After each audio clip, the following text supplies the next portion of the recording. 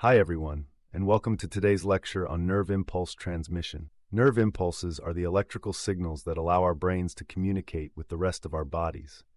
Today, we'll explore the step-by-step process of how nerve impulses travel through our neurons. Let's imagine a scenario. You reach for a match to light a candle. As your fingertip touches the match, a series of events unfolds within your nervous system. Stimulus.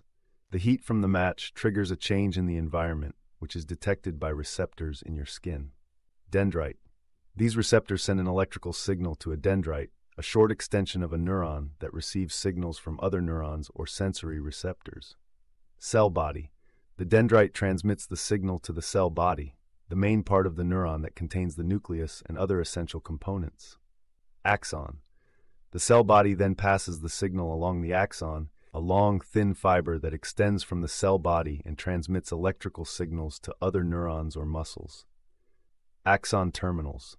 The signal reaches the end of the axon, where it branches out into axon terminals, tiny structures that connect with the dendrites of other neurons. Synapse. The junction between the axon terminals of one neuron and the dendrites of another neuron is called a synapse. It's here that the electrical signal is converted into a chemical signal, allowing the signal to be transmitted from one neuron to another. Neurotransmitters. At the synapse, tiny vesicles within the axon terminal release neurotransmitters, chemical messengers that bridge the gap between the two neurons. Acetylcholine. In this case, the neurotransmitter is acetylcholine, which binds to receptors on the postsynaptic membrane, the membrane of the receiving neuron. Postsynaptic membrane. The binding of acetylcholine to receptors on the postsynaptic membrane causes a change in the electrical potential of the receiving neuron. Excitatory postsynaptic potential. If the change in electrical potential is sufficient to reach a threshold level, an excitatory postsynaptic potential is generated. Action potential. If the excitatory postsynaptic potential from multiple synapses reach a certain threshold, an action potential, a rapid spike of electrical activity, is generated in the receiving neuron. Nerve impulse. This action potential travels along the axon of the receiving neuron, repeating the process of communication with other neurons or muscles. Response.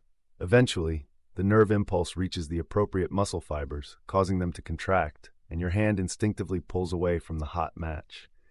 Remember, this entire process happens in a matter of milliseconds, allowing our bodies to respond quickly and efficiently to external stimuli.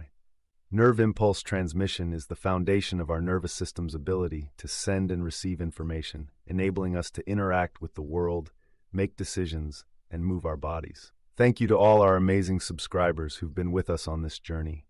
Your support means the world to us, and we can't wait to continue creating awesome content for you.